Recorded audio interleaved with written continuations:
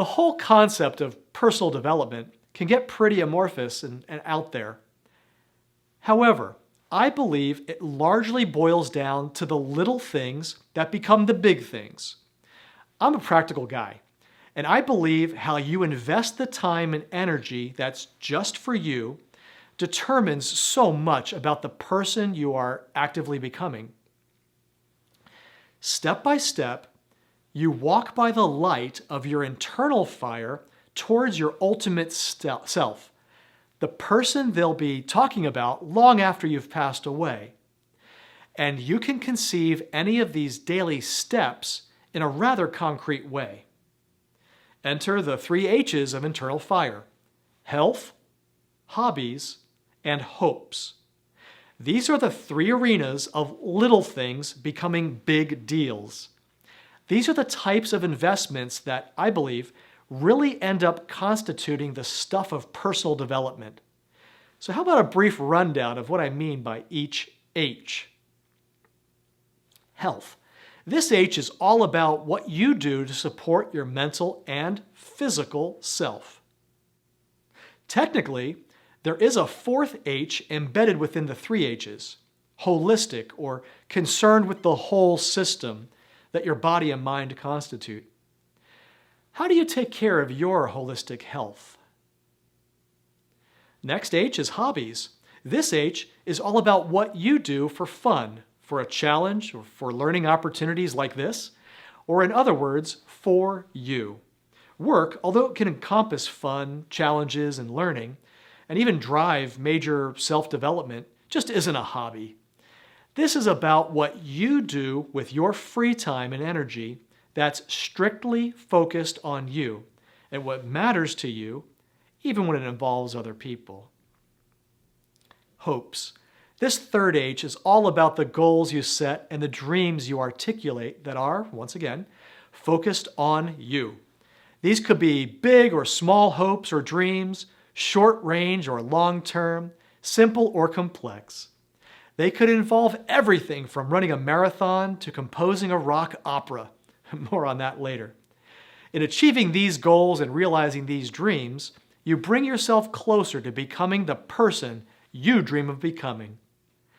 Are you observing that there can be some major overlap among the 3 H's? If so, you're entirely right. For example, you might dream of losing 50 pounds. That's a hope. To do that, you need to increase your activity level and consume healthier foods. That's a health issue. So you decide to take a dance class that gets your heart pumping and learn to cook healthy yet delicious meals. Now you're in the hobbies zone. Yes, the 3 H's do tend to overlap. This isn't about rigid compartmentalization. It's just helpful to think of these H's as starting points for considering how you invest your free, self-focused time and energy. These fairly simple and entirely concrete arenas of attention and your time investment are deep drivers of change. Think about how Susan's retail therapy hobby was actually taking her further away from becoming the person that she knew she was meant to be. Consider how a simple adjustment in how she spent her me time allowed her to start realizing a major goal of hers: developing deeper friendships. The little things become big deals. So let's take a closer look at these little things. For many of us, taking care of our physical and mental health is the priority that never really seems to be addressed. That's because the way we manage our holistic health tends to be solidly grounded in habits, many of which are not so great for us.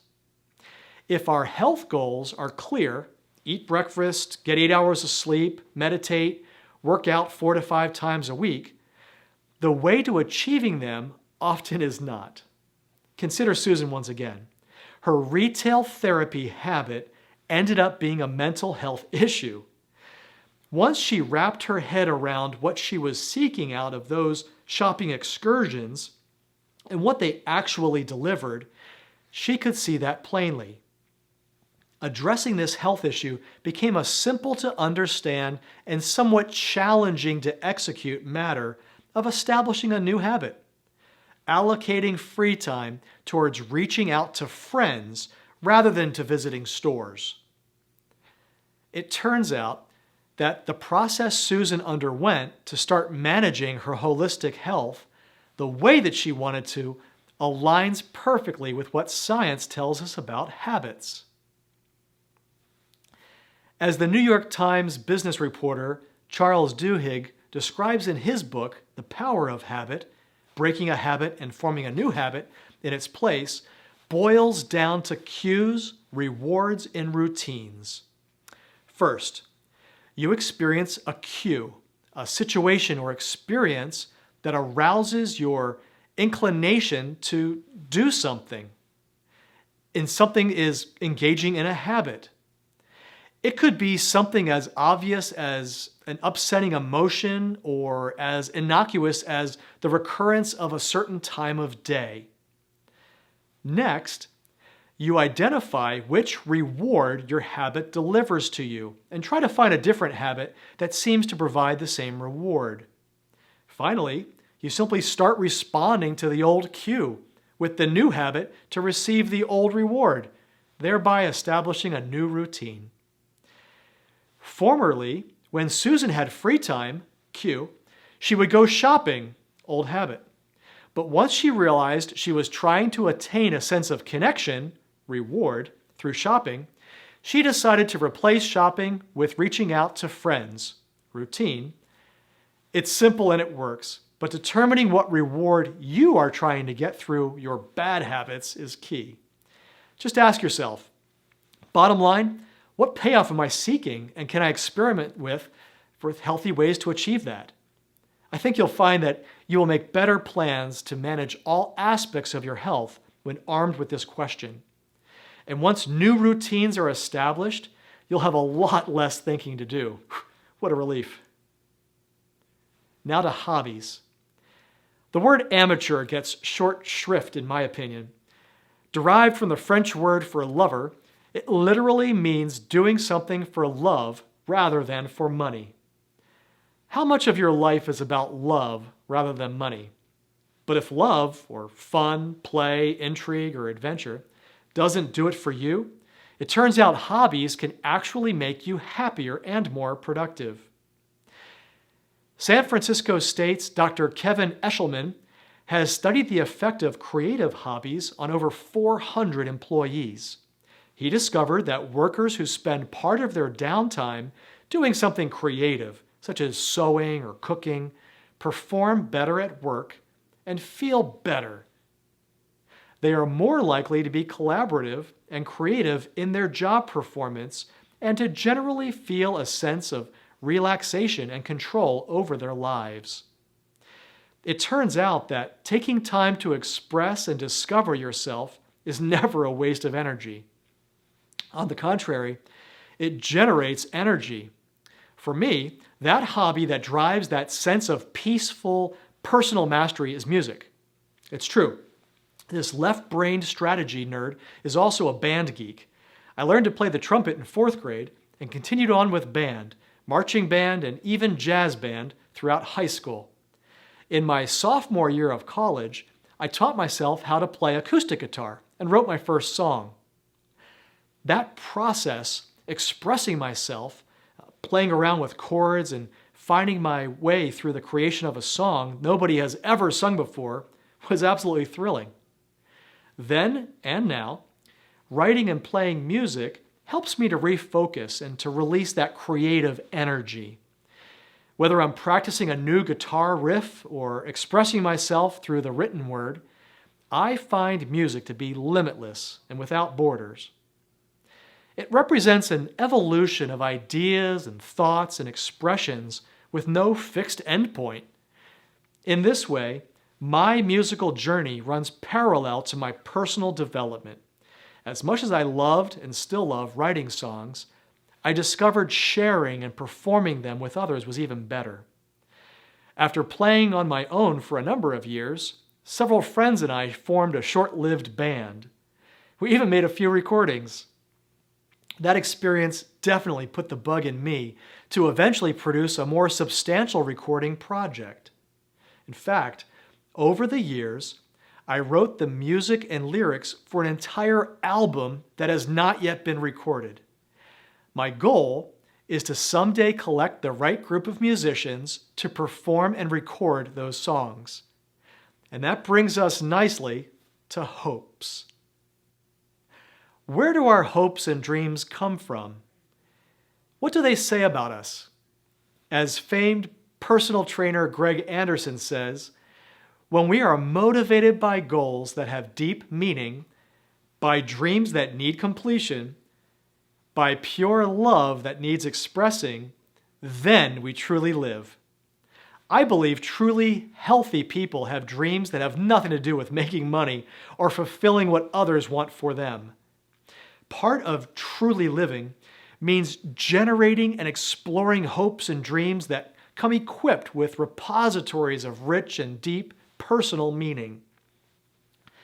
I believe that there are powerful linkages between these individuals' core values and the hopes and dreams that they hold that are just for them. If you have always dreamed of climbing a mountain, why is that? Is it because the cardiovascular gains would be considerable? Is it because that feat would make for great social media fodder? Or might it have something to do with the person you dream of becoming? Who is this person who climbs mountains? Is this mountain climber determined, powerful, and courageous? Do those qualities in any way reflect your core values or your vision for personal development? Personal hopes aren't the fluffy extras of life. Dreams aren't the things that are nice if you have the time for them. They really matter if you want to truly live, and they will show you, more clearly than most things, what you actually value and who you truly want to become. I know that ultra-busy lifestyles and a million competing demands have the effect of squeezing out dreams that are just for you. But it's worth making space for them. What could you do to rouse, revive, or reconstitute the dreams and hopes that reflect your yearning for personal development? Perhaps try looking way back and then way ahead. To start, think back to your childhood and try to remember who you dreamed of becoming when you grew up. What sort of person did you like to dress up as or pretend to be? Are there any threads connecting that childish desired identity with the core values you currently hold? Examine those linkages to look for enduring themes in your life, aspects of your personality you long to develop, curiosities you long to satisfy, or gifts you long to give to the world or to yourself. Then, when you have some sense of those enduring themes that extend all the way back to the beginning, imagine the end. Habit 2 from Stephen Covey's 7 Habits of Highly Effective People is, begin with the end in mind. As Covey puts it, habit 2 is based on imagination, the ability to envision in your mind what you cannot at present see with your own eyes. If you have a personal goal, a long-held hope or recurring dream, try to deeply, earnestly, and carefully imagine its fulfillment. What does fulfilling this goal, hope, or dream bring into your life? How does it change you? Does it bring you closer to living in alignment with your core values? Begin with the end in mind, and you just might be motivated enough to bring it about. In my case, I believe that recording my album does align with what I value the most, as well with the person I envision myself becoming. As someone who's committed to transparency, the act of sharing myself through song feels deeply rewarding. And as someone who values his spiritual life, music is an incredibly effective tool for meditation, reflection, and worship. My musical hobbies and hopes and the holistic health benefits they provide are fuel in that lamp unto my feet. It may not make me any money, but music leads me step by step on that daily path towards personal development. Dream on and then get planning.